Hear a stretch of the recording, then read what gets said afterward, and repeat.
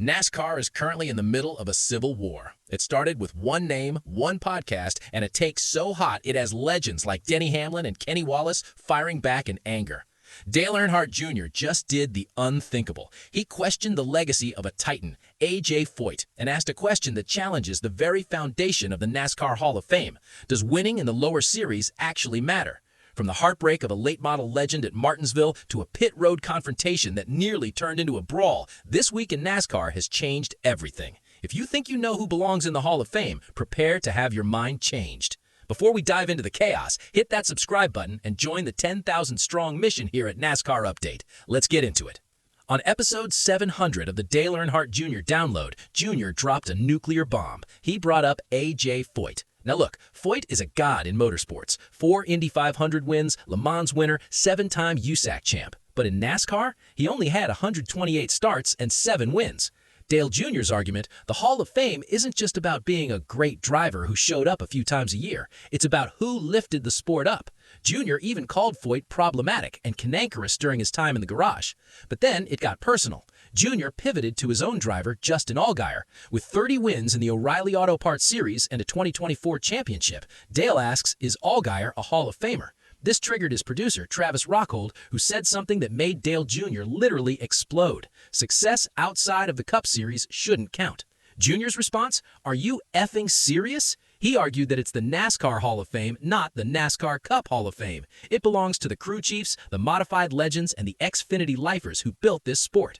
The reaction was instant and brutal. Denny Hamlin, with 61 Cup wins, backed the producer. He's firmly on the side that Cup is king. Then came Kenny Wallace, who didn't hold back. He said anyone comparing an O'Reilly Series champ to Richard Petty or Dale Earnhardt Sr. has lost their marbles. To Wallace, if you want to stand next to the legends, you need 40 wins and multiple championships. But then you have the old-school logic. Larry McReynolds and spotter Freddie Kraft are siding with Jr. They point out that the Hall has always included people who never even drove a car. So why exclude a man with 30 wins just because they weren't in the Cup Series? It's a fundamental split. Is the Hall of Fame for the best talent or the best NASCAR career? While the veterans were fighting online, something magical was happening at Martinsville. Lee Pulliam, a 4-time local series national champ, finally got his shot in the number 9 JR Motorsports Chevy. This guy hadn't raced at this level in 5 years because of costs. He was the fastest in practice, took the lead on lap 184, and held it for 40 laps. Even Denny Hamlin was texting Dale Jr. mid-race, giving him tips for Pulliam. But NASCAR is a cruel sport. A missed shift on a late restart triggered a 20-car pileup. Pulliam's dream of a win ended in smoke and a red flag. But even in the heartbreak, he finished 5th. The moment after the race where Dale Jr. hugged him on pit road, that is what racing is actually about. It's not just stats, it's the grind. We also saw a masterclass in maturity. Raja Carruth and Jesse Love had a heated on-track battle that cost them both positions. Instead of a helmet-throwing brawl, they stood on pit road for 8 minutes and talked it out like pros, ending in a fist bump. So, what's the takeaway from this chaotic week?